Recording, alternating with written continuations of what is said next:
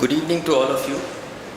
It is my absolute pleasure and privilege to welcome in our midst Her Ladyship, the Honorable Justice Srimati Indira Banerjee, Judge Supreme Court of India. We are grateful to Her Ladyship for sparing time to be with us today and to come to and speak to us. We welcome the Honorable Chief Justice of our court, Mr. Justice Naresh Patil, Justice S.C. Dharmadhikari, Justice Bhushan Gavai, and the other judges of our court, as also the former judges of the Bombay High Court and the Supreme Court. We thank them for gracing the occasion today. We also welcome our Advocate General, Mr. Ashutosh Kumbhakoni, and our Additional Solicitor General, Mr. Anil Singh. We thank you, sir, for being here with us today. Today's topic is extremely relevant and current. While the judiciary is always understood as the last resort of every person, every citizen who suffers due to any action or any inaction of the executive or any other person, there is often a criticism that the judiciary is transgressing into the domain of the executive and the legislature. And therefore, today's topic, being judicial activism versus judicial restraint, is one of extreme relevance in the current times. And I look forward, and all of us look forward, to an extremely enriching discussion this evening. I now request our President, Dr. Milind Sathe, to make the opening remarks.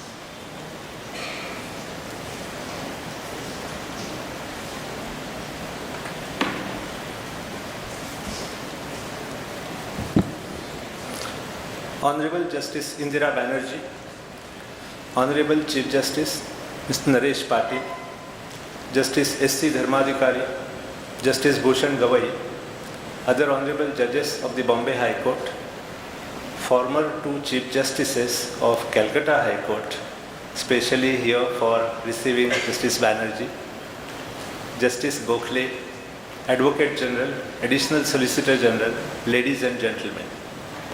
I am extremely happy and privileged to welcome in our midst this evening Justice Indira Banerjee, sitting Judge of Supreme Court of India, for a lecture on a very topical subject, judicial activism versus judicial restraint. Justice Banerjee is a product of the famed Loreto School and Willingdon College and Calcutta University. In 1985, she started her practice, and in 2002, she became the judge of Calcutta High Court. After a stint of 14 years, she was transferred to Delhi High Court and eventually transferred as Chief Justice of Calcutta High Court in April 17. And in August 2018, she was elevated as a judge of the Supreme Court of India. She is the 8th judge of the Lady Judge of Supreme Court of India, and she was the 2nd Lady Chief Justice of Madras High Court. And currently, there is a distinction in Supreme Court that there are 3 sitting lady judges of Supreme Court, and they can make a bench of lady judges, which has still not happened. But Justice Banerjee used to have lady judges benches in Madras High Court while she was presiding as Chief Justice. Justice Banerjee, as a judge of Calcutta High Court, Delhi High Court, Madras High Court, and later Supreme Court of India, has penned judgments on variety of subjects. The subjects range from arbitration to penal code to commercial laws as well as constitutional laws.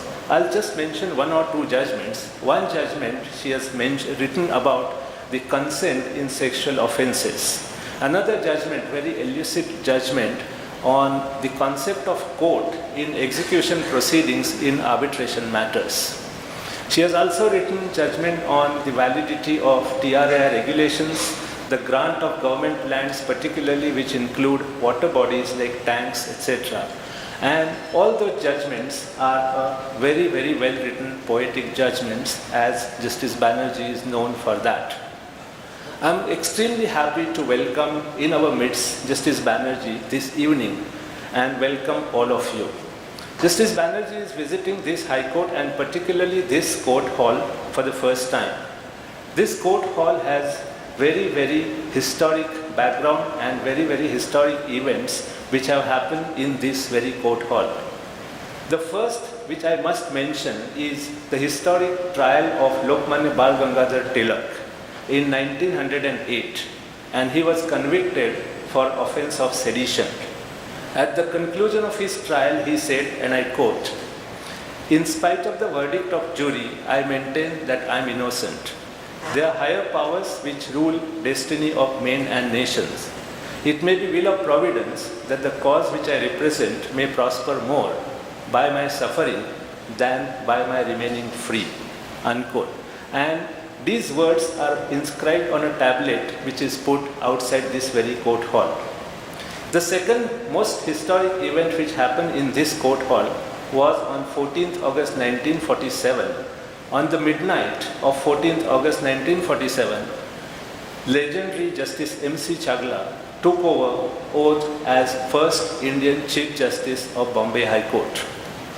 And the third incident, not related to this court hall, but which is imprinted in this very court hall, is related to independence of judiciary. It happened in April 1829 in the Supreme Court of Bombay, the predecessor of the Bombay High Court.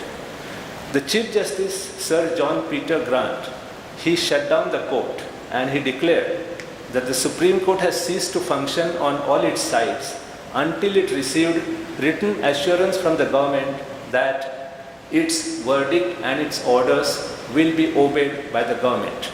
This outburst came in the backdrop of the writ of habeas corpus issued by the Supreme Court of Bombay to a Pune resident who was not obeyed by the government and the presidency. Eventually, that matter was settled by Privy Council. But Justice Sir Peter Grant depicts courage and independence of judiciary. The portrait of Sir John Peter Grant, donated by the citizens to honor him, adorns the southern walls of this very court hall. His history, his story has inspired generations of judges and lawyers, and they continue to do so. In that backdrop of independence of judiciary, the topic this evening, judicial activism versus judicial restraint, assumes importance. In our country, run by rule of law and governed by written constitution, and a proclaimed goal in Article 50 of separation of judiciary from executive, there is always a tough war between the three wings of the state, each one trying to protect. But one thing from the history of India is certain, that but for judicial activism, the evils in our country, in our society, relating to jail reforms, personal liberty, environment, ecology, probity in public life, they all would not have been taken care, and our country would have been a different country, and it is a different country only because of judicial activism. And on that subject, Justice Banerjee is going to address us this evening. We are all anxious to hear her. I once again welcome all of you, and particularly Justice Banerjee, in this historic court hall. Thank you.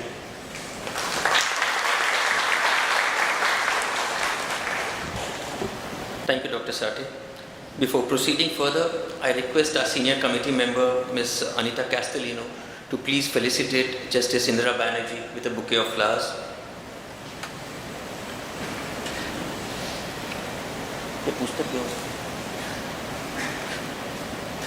And I request our Vice President, Mr. Nitin Thakkar, to present a memento on behalf of the Bombay Bar Association.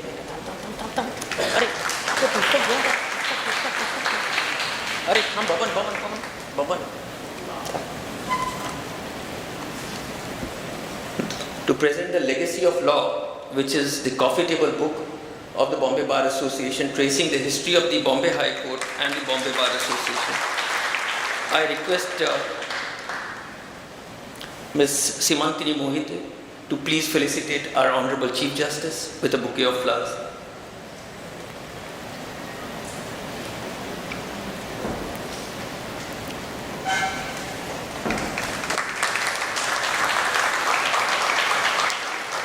I now request our member, Ms. Dhruti Kapadia, to please felicitate His Lordship the Honorable Mr. Justice S.C. Dharmadhikari.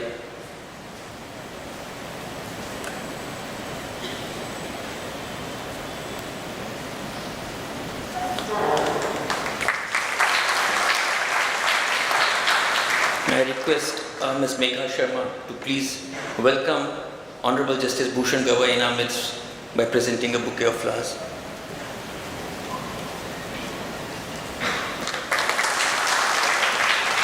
Thank you. I now request the Honorable Chief Justice, Mr. Naresh Patil, to address our members.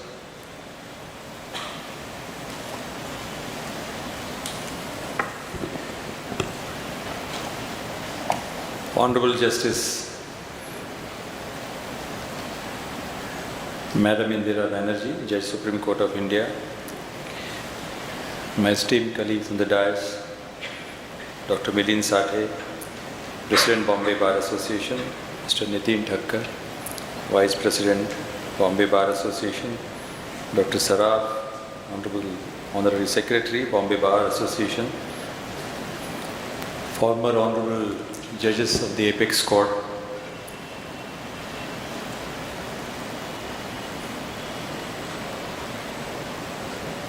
Senior Madam Sister Justice Nishita Pradhan, who is Matre, present today. We are delighted to see you here. The Advocate General, my esteemed colleague judges here, ladies and gentlemen. The issue, as rightly put it by Dr. Sathe, is always has been a burning issue. And we judges, when we function and discharge our duties, daily we come across such situations many a times as to whether to act within the given parameters framed by the statute, constitutional limitations, rigid rules, set precedents, or in the given facts of the case. As the issue emerges before us, we should step ahead, step forward, and adopt a view which a judge feels would be a view which would be serving the larger interest of society. Probably when a judge does it, he is referred as a activist judge. And normally, if you declare what the law is about, within the given parameters, if you say that this is what my limitations are, and I won't cross those limitations, and this is what the law is, and I declare the law as it is, then probably one may say that yes, the judge follows restraint.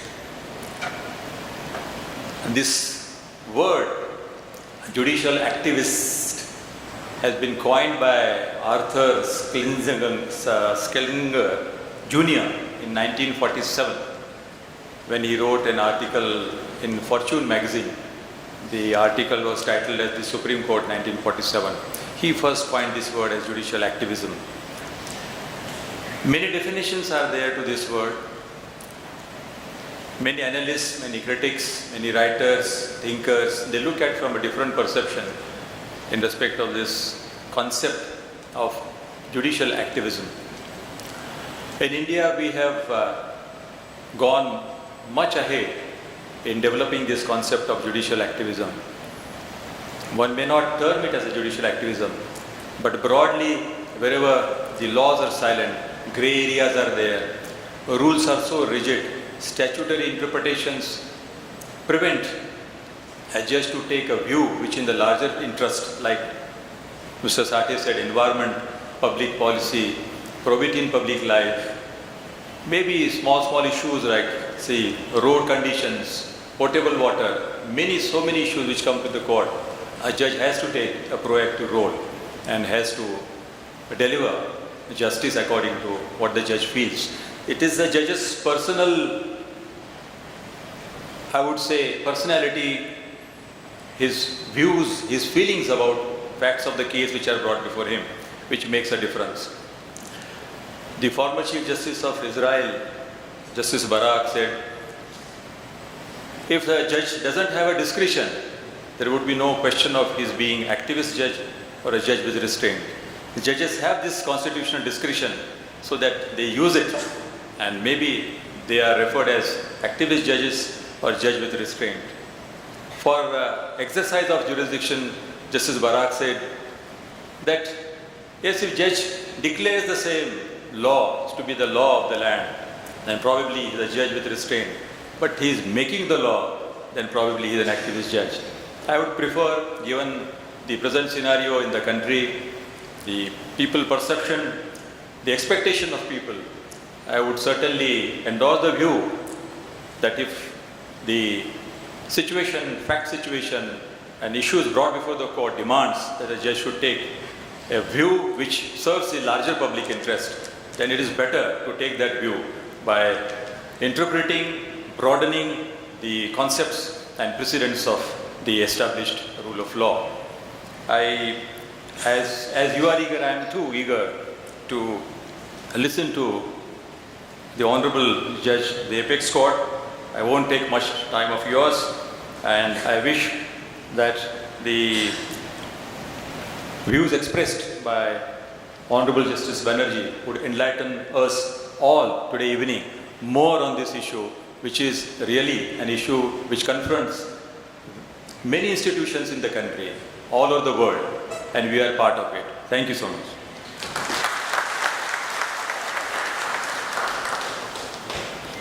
Thank you, sir. We all quite share the sentiments expressed by you. Very often, when we meet lawyers from other countries, particularly England, America, etc., they ask us why they take so much time in our courts. And it's been a regular defense on my part that we are an evolving democracy, we are an evolving country. And I don't think any court in any part of the world handles complex issues, from constitutional issues to basic issues like farmer suicide, malnutrition, water shortages, or maybe even environment and infrastructure, the basic requirements as the courts of our country are doing. And if the courts were not to interfere very often, I feel the citizens will be left without any remedy whatsoever. And we are looking forward to hearing the Honorable Guest of the Day, and I request Her Ladyship to please address our members.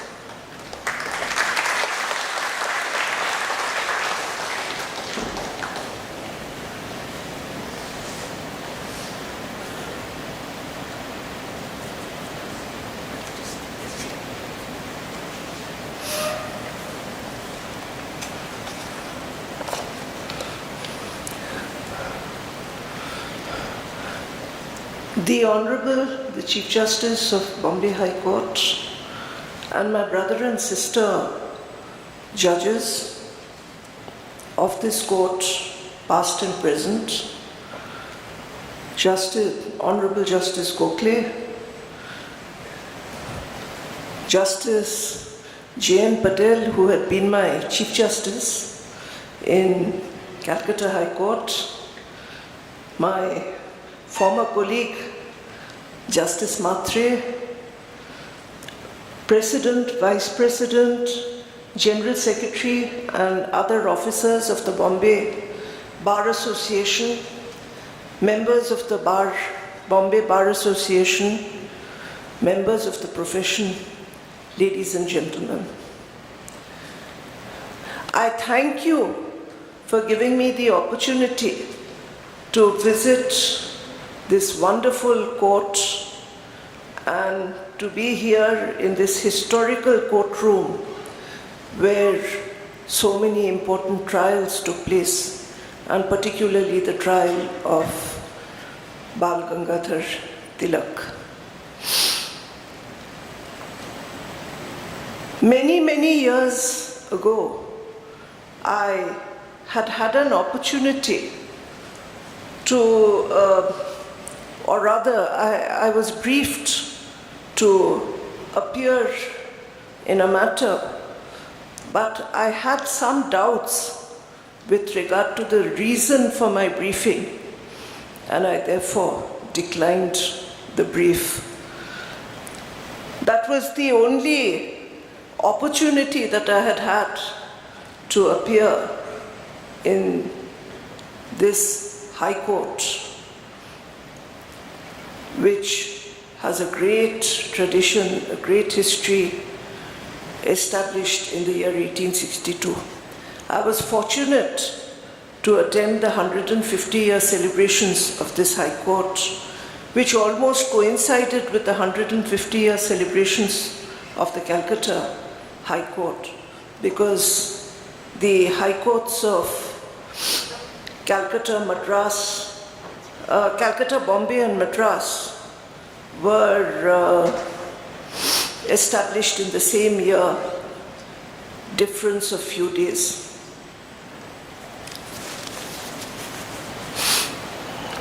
So when I was requested to be here, I readily agreed. When I was asked to speak, I asked on what topic should I speak. I was not given any topic, it was just left to me. Incidentally, at that very moment, I was reading an article which contained wonderful comments, wonderful in inverted commas, about some of the judgments passed by the Supreme Court in the recent past. There were accusations of not only judicial activism, but of judicial overreach. And then I said, I think I should choose this topic and share my views with you in support of judicial activism, subject, of course, to some restraint. There can hardly be any doubt that a strong, independent, impartial, well-organized judiciary is absolutely essential to an effective democratic system of governance. An independent, strong judiciary prevents arbitrary exercise of governmental authority. It also guards the rights of citizens. In our country, the judiciary is said to be the guardian of the Constitution. As we all know, one of the characteristic features of several constitutional systems across the world is the doctrine of separation of powers. The doctrine of separation of powers can be traced back to Aristotelian age. Later on, it was developed by John Locke. And then, of course, the doctrine was given concrete shape in the 18th century by the French philosopher Montesquieu. In Spirit of Laws, Montesquieu said, I quote the translated version, "When the legislature and the executive powers are united in the same person or in the same magistrates or body, there can be no liberty. Again, there is no liberty if the judicial power is not separated from the legislature and executive powers. Were it joined with the legislative power, the life and liberty of the subject would be exposed to arbitrary control, for the judge would then be the legislator. Were it joined with the executive power, the judge might behave with violence and oppression. There would be an end of everything were the same man or the same body to exercise these three powers." In India, the demand for separation of the judiciary from the executive was a result of the reaction to the British rule, which combined the two functions to suppress the Indian national movement. Incidentally, Raja Ram Mohan Roy and Dadabhai of Bengal and Dadabhai Nauroji of this state and others spearheaded the cause of separation, and associations were formed in Bengal, in Bombay, and in Madras.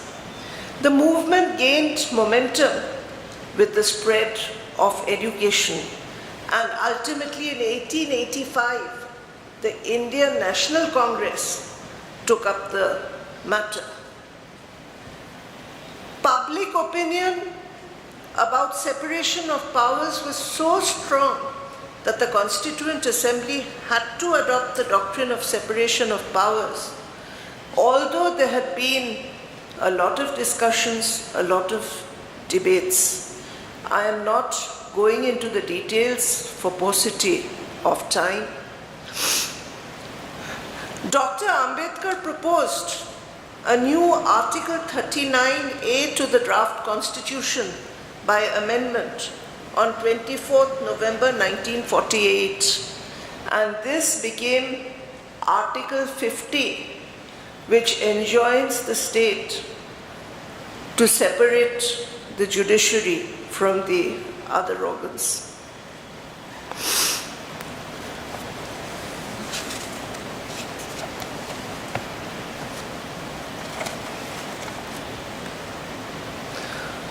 With the separation of powers having been adopted as a concept, a question which often crosses our minds is, what is this separation all about? Certainly there is some overlapping so far as the three wings are concerned, because the legislators who get elected, they constitute parliament. Those very legislators are also the ministers who run the executive, who head the executive. Now, so far as the judiciary is concerned, where exactly do we draw the line? There are a lot of discussions about parliamentary sovereignty vis-a-vis judicial sovereignty. Parliamentary sovereignty is criticized because it could lead to passing of totally arbitrary laws, which happens in countries which do not have a written constitution. In our country, the parliament is restricted in exercise of its legislative powers by the constitution. It cannot pass laws which are totally unconstitutional, and it is the judiciary which keeps a check on the power of the parliament and confines the parliament to the limits of the constitution. Our judiciary has the power to strike down unconstitutional laws.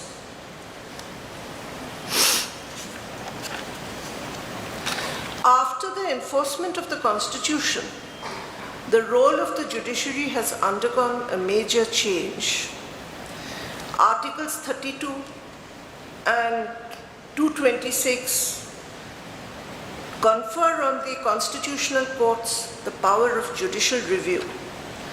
The courts do not confine themselves to the traditional role of dispute resolution alone.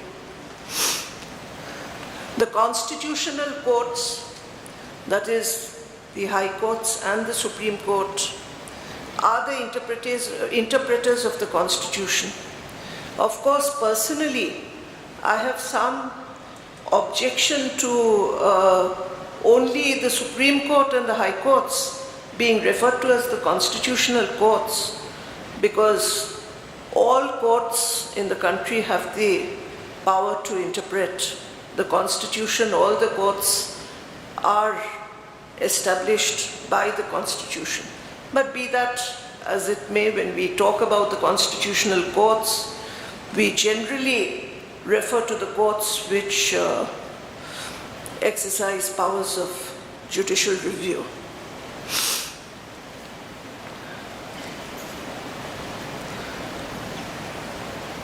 The constitutional courts, it goes without saying, are the interpreters of the Constitution.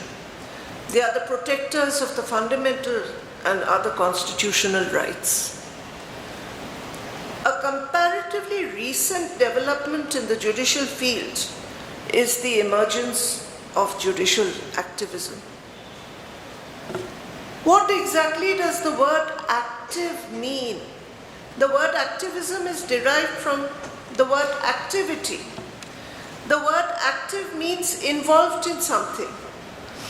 Its antonym would be inert, inactive, lethargic, tardy. Is the judiciary expected to be inactive, tardy, lethargic? I don't think so, certainly not. Activity is a state of things happening. We talk about economic activity, we talk about political activity, we talk about social activity. Activist would mean a person who works for a cause. And I don't think there is anything wrong if the judiciary is labeled as, if our judiciary is labeled as an activist judiciary. Activism would mean working for a cause, bringing about a change, bringing about an improvement, a change which establishes rights.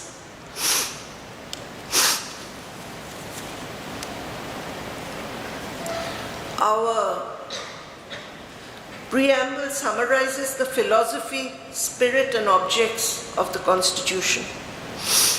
If there is a vacuum by reason of legislative or executive inaction which denies a citizen his fundamental right, and the citizen approaches the court, in my view, has to respond. I think at the very outset, I should start off with a caveat. The views of which are being expressed are entirely mine. It is only the views expressed in a judgment which have maybe a precedential value, but this opinion is entirely mine.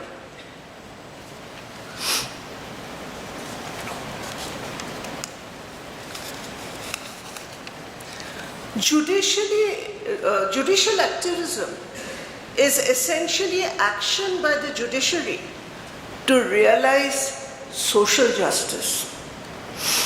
According to Justice P.N. Bhagwati, I quote, "It is nothing but another form of constitutionalism which is concerned with substantivization of social justice. It tries to free the judiciary from constraints of traditional judicial processes in the interest of social justice and calls for a more dynamic interpretation of the social values enshrined in the Constitution." Considering the lexical and common meaning of activism, every judge is or should be an activist. A judge cannot be lethargic. To quote Justice Krishna Iyer, every judge is an activist, either on the forward gear or on the reverse.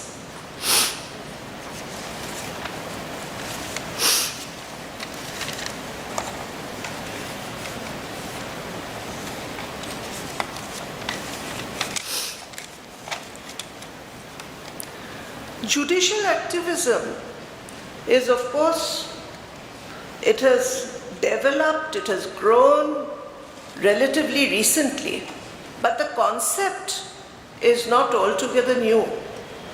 And many of you probably know that way back in 1893, Justice Mahmood of Allahabad High Court had delivered a dissenting judgment which sowed the seed of judicial activism in India. This was the case of an under trial who could not afford a lawyer. The question was whether the court could decide the case only by perusing the papers. In his dissenting judgment, Justice Mahmood held that the case could be said to have been heard if someone spoke. He sowed the seeds of the necessity of legal representation in case of under trial prisoners.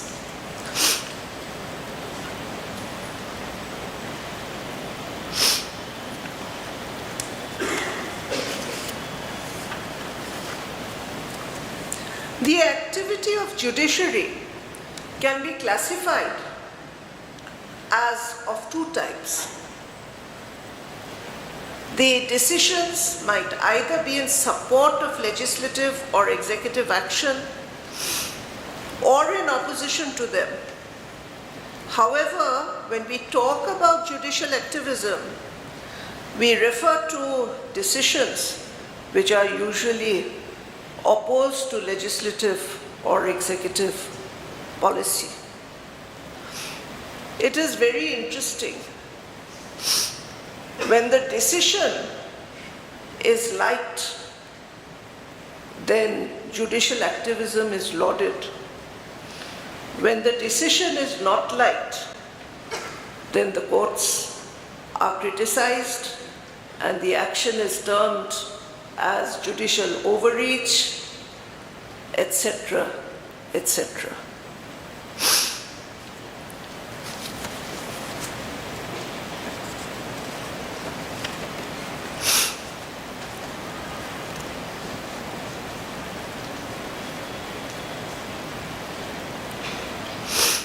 In essence, what is judicial activism? It is the rendering of decisions which are in keeping with contemporary thought. Judicial activism secures justice, the liberties, equality, fraternity, as stated in the preamble, which is said to be the soul of our Constitution, which summarizes the objects, the spirit of our Constitution. These very rights which the preamble promises to secure are elaborated in parts 3 and 4 of the Constitution.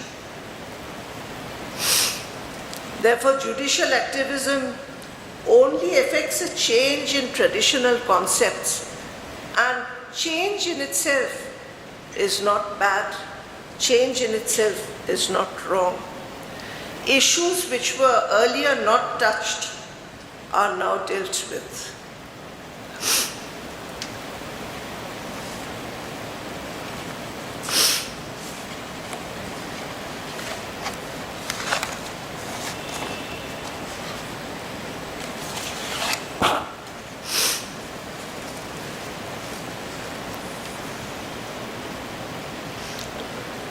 Now there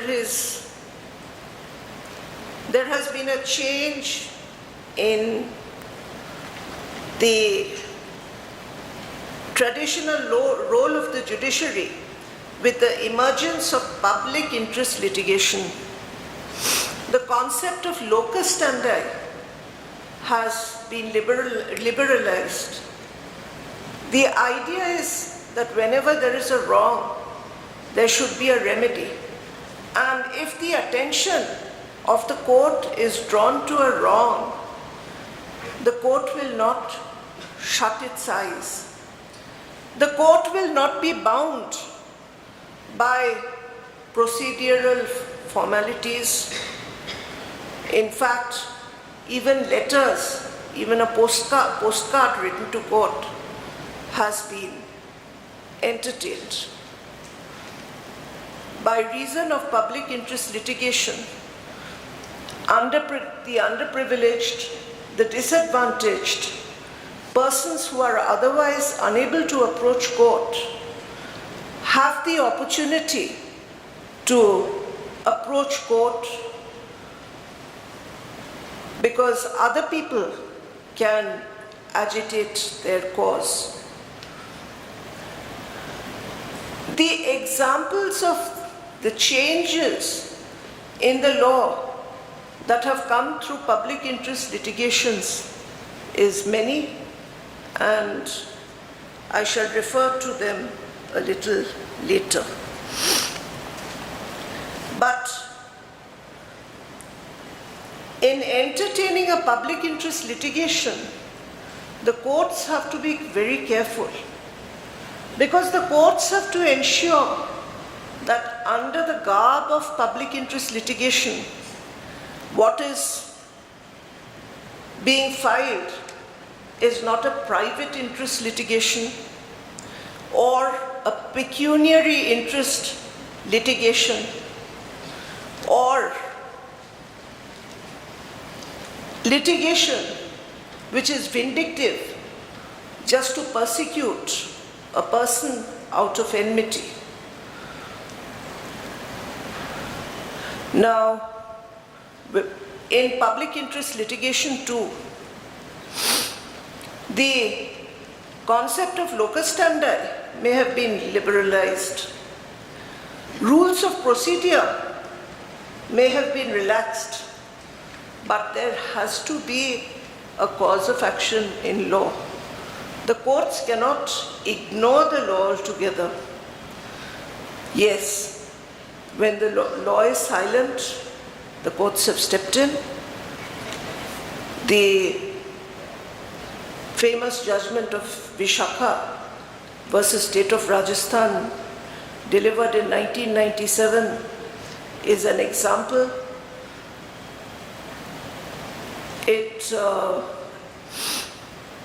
The Supreme Court stated what exactly constituted sexual harassment, and it issued certain guidelines. There are criticisms saying that in delivering the judgment and by giving directions, the Supreme Court overstepped its limit. But I disagree, because the Supreme Court interpreted the laws, the Supreme Court interpreted the effect of an international agreement to which India was a signatory, and the effect of the provisions of such an agreement, if the provisions were not in conflict with any municipal law. And this judgment, in my view, is a big step in securing gender equality. It is a matter of record that hundreds of women opt out of employment. It is sexual harassment which impedes the economic empowerment of women.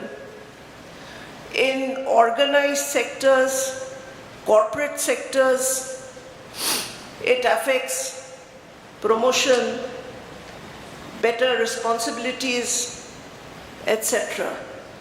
But in the unorganized sector, in the domestic sector, sexual harassment threatens the survival of women. Women have little option but to drop out.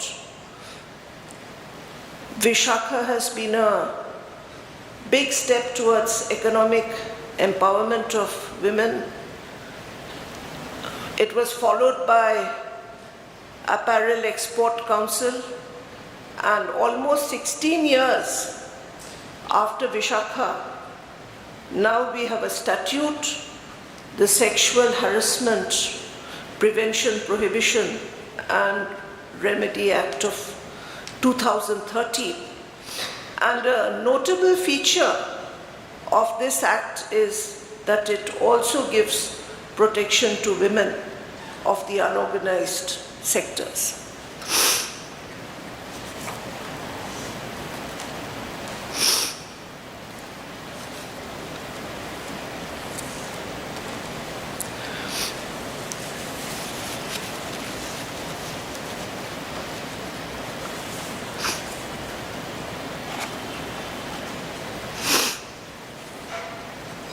Now, so far as the power of judicial review is concerned,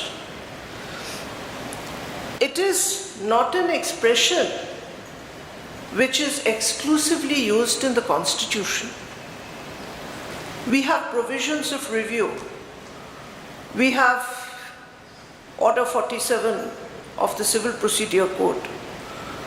There are other provisions in civil and criminal law for revision, where courts exercise their power of review. This relates to individual disputes, but when we talk about the constitutional power of review of the constitutional courts, it is the power to review legislative and administrative action and to strike down any action which is in contravention of the fundamental rights.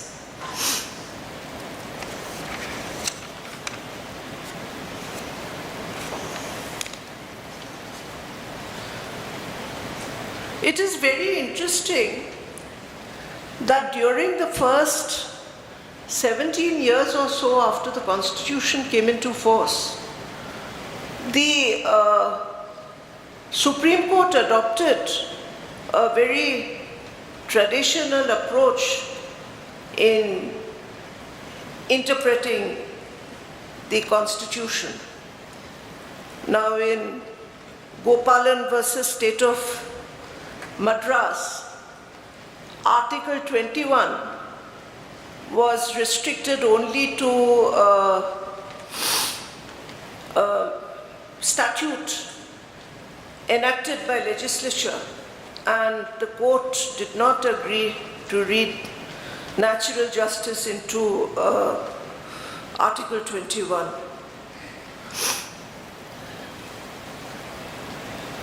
However, the major change came in 1967 when the Constitutional 17th Amendment Act was challenged in Golaknath versus State of Punjab. The court ruled that Parliament had no power to amend fundamental rights, and judgments such as Sajjan Singh and Shankari Prasad were overruled. In R.C. Cooper versus Union of India, the Banking Companies Acquisition and Transfer of Undertakings Act was struck down. Then came the Privy Purse case. After all this, there were midterm elections. The government came in with thumping majority, and then came the 24th, 25th, 26th and 29th Amendment Acts, which were challenged in the case of Keshavananda Bharati. Now, Keshavananda Bharati, this audience, this august audience, you all know that it is a judgment which has changed constitutional law by introducing the concept of inalienable basic features of the Constitution, which cannot be changed, and this was further developed in the Minerva Mills case.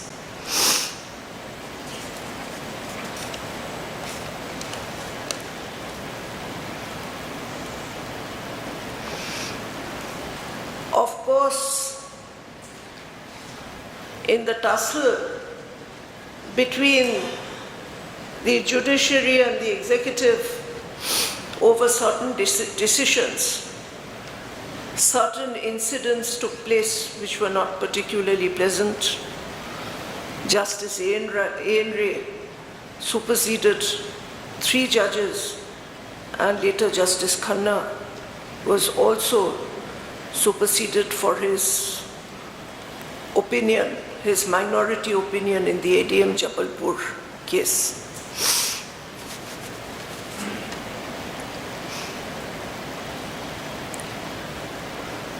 One of the very important cases in the field of public interest litigation was S.P. Gupta versus Union of India, which is often referred to as the judge's transfer case.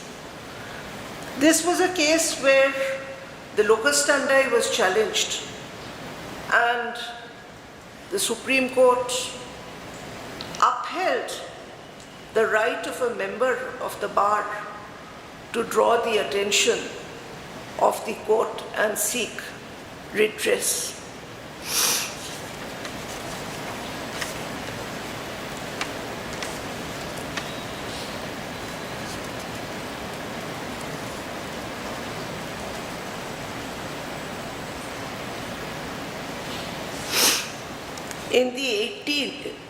In the 80s, by interpretation of the Supreme Court, the scope and ambit of Article 21 has been widened. In Francis Corali Mullin, B.N. Bhagwati said, "The right to life includes the right to live with human dignity and all that goes with it." In Nalla Thampi Tera, Ranganath Mishra said, "The right to life has been held not to connote mere animal existence, but to have a much wider meaning, to include finer graces of human civilization." In the case of Olga Tellis, the Supreme Court actually directed the rehabilitation of slum dwellers who were being removed.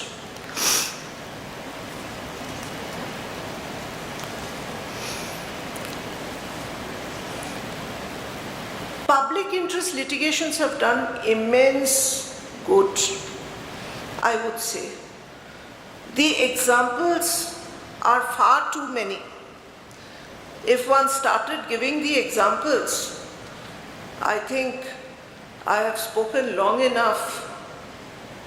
After a long working day, I'll now try to cut down and make it very short. Just give me another 10 minutes and I'll conclude. I can see that many of you are tired after a long day.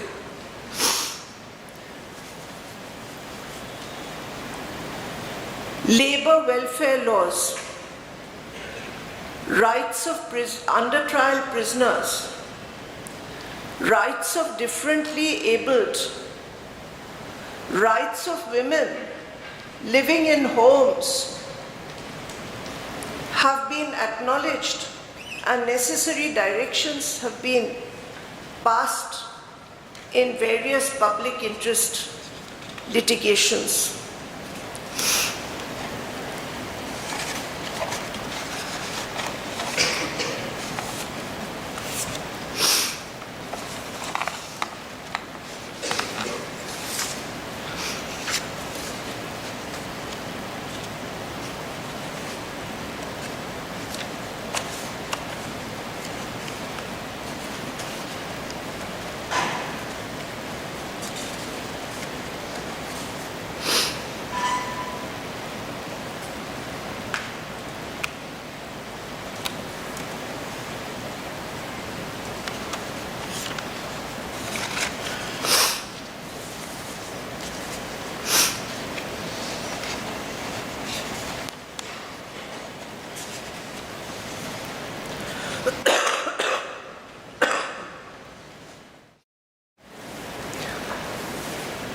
As I stated a little while ago, no, I don't think I mentioned it, sorry. The law in Gopalan's case underwent a change in the case of Maneka Gandhi and other decisions. Here, the court held that the different fundamental rights were linked. They were not independent of each other, and the action was also of impounding of the passport was also held to be arbitrary.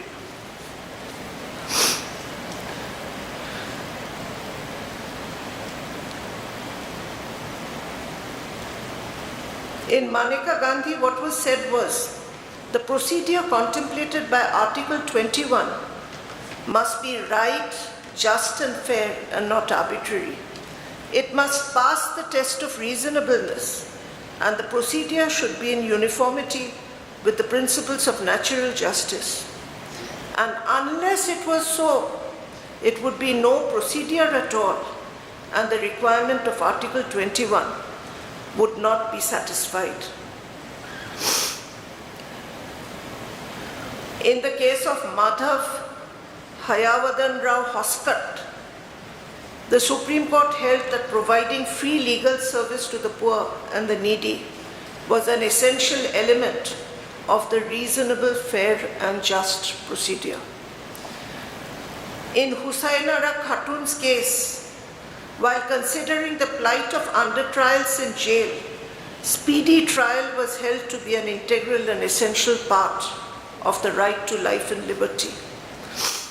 In Nandini Satpathy versus P.L. Dani, the Supreme Court held that an accused has the right to consult a lawyer during interrogation, and that the right not to make self-incriminatory statements. The same view was expanded in the case of Dilip Basu versus State of West Bengal, where the Supreme Court laid down guidelines with regard to detention, custodial interrogation, and particularly such interrogation in the presence of a lawyer. In this case, the different police stations were also required to mention this in a board in each and every police station.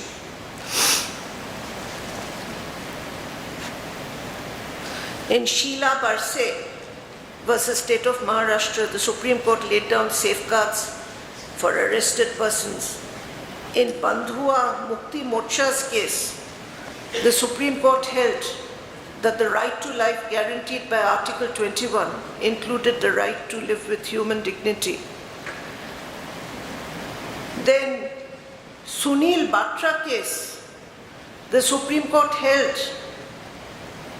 upheld the right to protection against solitary confinement. In TV Vaitheswaran versus Tamil Nadu, the Supreme Court upheld the right against handcuffing. In Nilabati Behera, the Supreme Court confirmed right against custodial violence.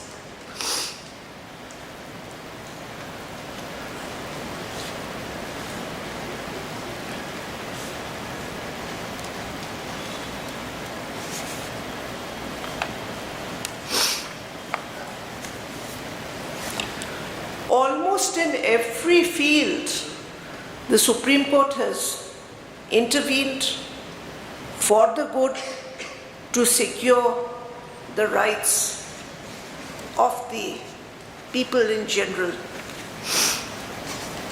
To conclude, to quote S.P. Sathe from his book Judicial Activism in India, Transgressing Borders and Enforcing Limits. Judicial activism is not an aberration. It is an essential aspect of the dynamics of a constitutional court. It is a counter-majoritarian check on democracy. However, judicial activism does not mean governance by the judiciary. It must function within the limits of judicial process. Within those limits, it may either uphold and or legitimize the actions of the other organs of the state, or deprecate and strike down their action. We have to remember that the judiciary has its own inherent problems. The judiciary is not financially independent.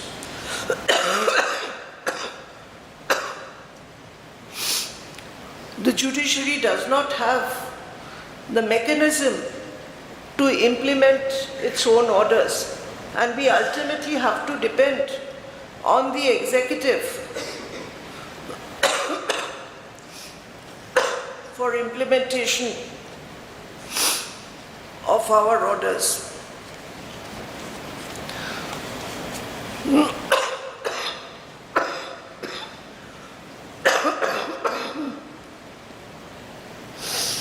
This has also resulted in near constitutional crises when, on one occasion, the Speaker of Manipur refused to comply with the directions of the Supreme Court and even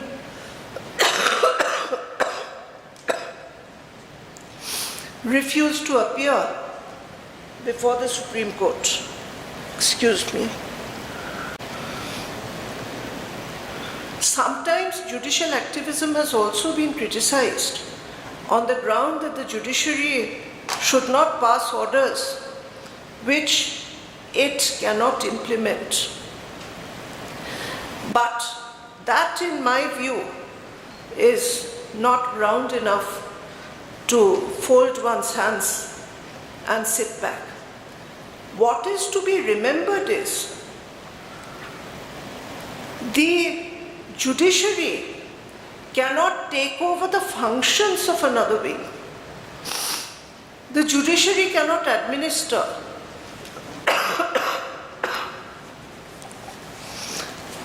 The judiciary cannot legislate. But where there is a vacuum, I think the judiciary has a duty to ensure the rights. And if the constitutional courts have the power to issue a mandamus to enforce the performance of a legal duty, I see no reason why the judiciary cannot give directions in a particular matter where there is a vacuum.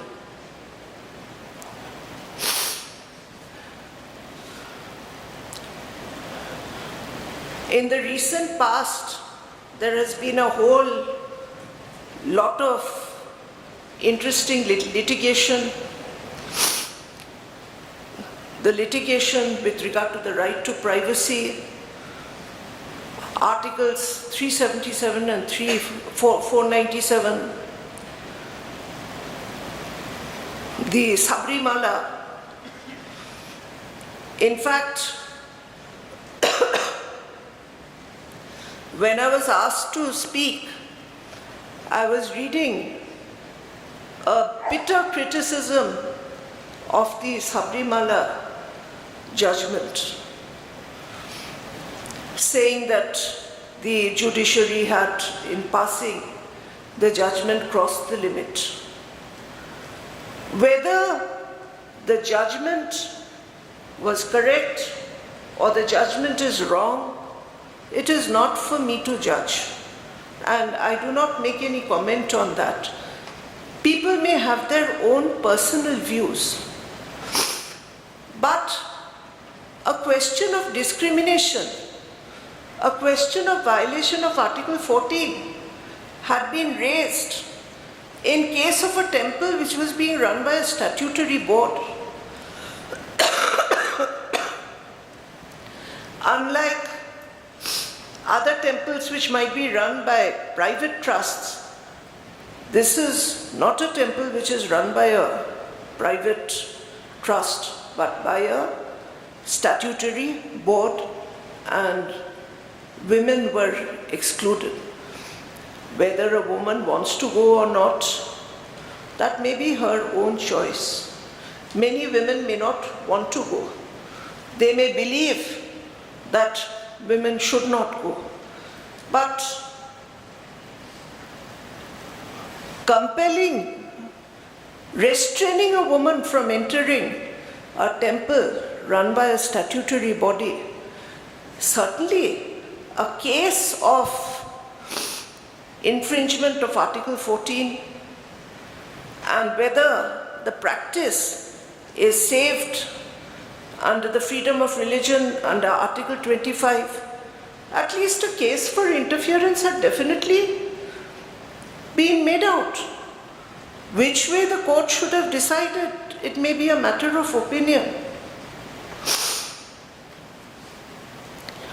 Similarly, there are criticisms with regard to the striking down of Section 377 of the Indian Penal Code, which is based on a total misunderstanding of what the court has held. There were circulations in the social media saying, what is going to happen now? Is gay marriage going to be recognized? Has the Supreme Court anywhere said anything about same-sex marriage? No. It has only said that conferring of the same punishment for an offense, so-called offense under 377, which is an act between consenting, which may be an act between consenting adults, and when such an act is a consensual act between two consenting adults, the same punishment which is imposed for graver offenses like rape and other offenses, that would be arbitrary and discriminatory.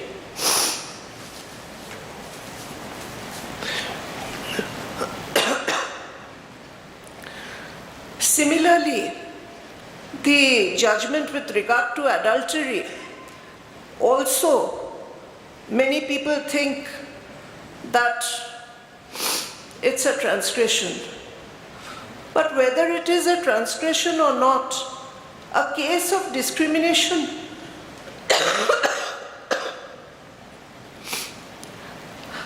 had been made out.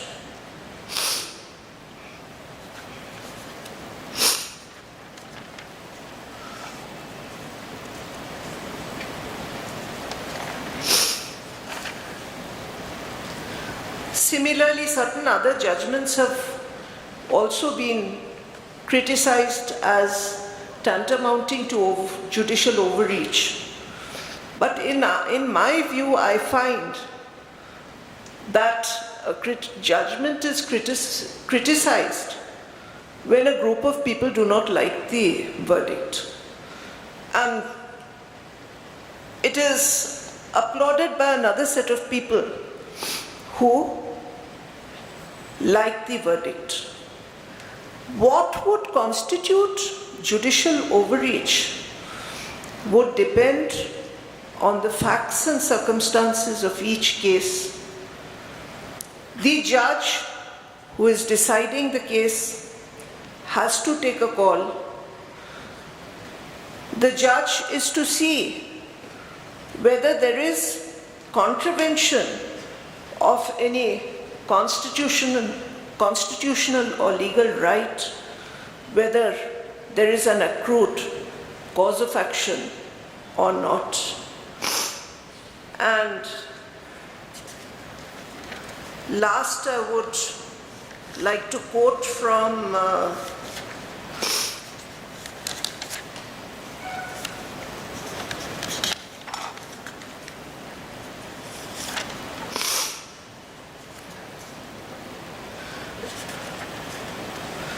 the Supreme Court itself said that under Article 142, in exercise of power under Article 142, the court cannot ignore the law and the court cannot change the law. This was in the Supreme Court Bar Association versus Union of India. Article 142, being curative in nature, cannot be construed as powers which authorize the court to ignore the substantive rights of a litigant while dealing with a cause pending before it. I thank every one of you once again for giving me an opportunity to share my views with you and giving me an opportunity to be in this historical court, in this historical courtroom. Thank you very much.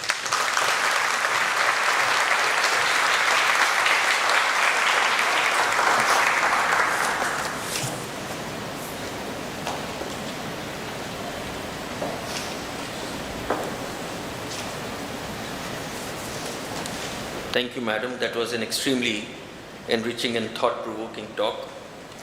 We are, as lawyers, as also citizens, we are fortunate that far from a lethargic and tardy, we have an extremely vibrant and proactive judiciary.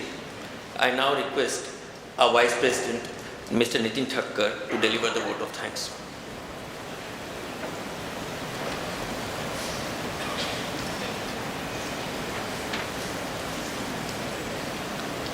Honorable Justice Srimati Indira Banerjee, Judge, Supreme Court of India, Honorable Shri Naresh Patil, Chief Justice, Bombay High Court, Honorable Justice Shri S.C. Dharmadhikari, and Honorable Justice Shri Bhushan Gawai, other Honorable Judges of Bombay High Court, Justice Gokhale, former Judge, Supreme Court of India, former Chief Justices Shri J.N. Patel and Srimati Nishita Matre, Srimati R.D. Roshan Dalvi, former Judge, Bombay High Court, Shri Ashutosh Kumbhakoni, Advocate General, Shri Anil Singh, Additional Solicitor General, my colleagues at Bombay Bar Association, Office Bearers of Advocate Association of Western India, Office Bearers of Incorporated Law Society, senior advocates, members of the High Court Registry, and administration, ladies and gentlemen. It gives me immense pleasure to propose the vote of thanks. I thank Srimati Justice Indira Banerjee for having accepted our invitation and for delivering this thought-provoking lecture on a very interesting subject of judicial activism versus judicial restraint. Thank you very much, madam. I thank the Honorable the Chief Justice for presiding over the function today and for sharing his thoughts on the subject. I also thank the learned Chief Justice for granting us permission to organize this event in this historic courtroom. I thank Justice Dharmadhikari and Justice Gawai for having graced the function. I thank all the judges, past and present, for having come today for this event. I thank the learned Advocate General and Solicitor General for their presence. I thank all the lawyers, law students, interns for your participation. I thank the High Court Registry, the Registrar General and Patronautian Senior Master and other officers for their cooperation and coordination. I thank Bombay Bar Association staff for their support. And last but not the least, I thank Mr. Benny Chatterjee, Senior Advocate, for coordinating with Justice Banerjee for organizing today's event. Thank you very much.